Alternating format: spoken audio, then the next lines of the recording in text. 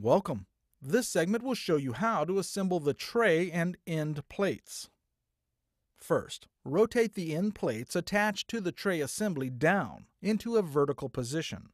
Now remove the two pre-assembled hex bolts and nylock nuts from the front right corner of the tray assembly. Attach the lift handle catch, part 6, to the front holes of the tray assembly, using the bolts and nuts that you just removed. Next, insert a 5/16 by 3/4 inch hex bolt, part 9, into the empty hole in the corner of the tray assembly. Fasten a 5/16 inch nylock nut to the bolt on the inside of the tray assembly.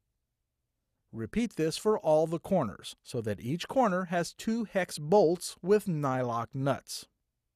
Then tighten all 8 of the hex bolts and nuts in the corners. Next, we will attach the hitch tubes.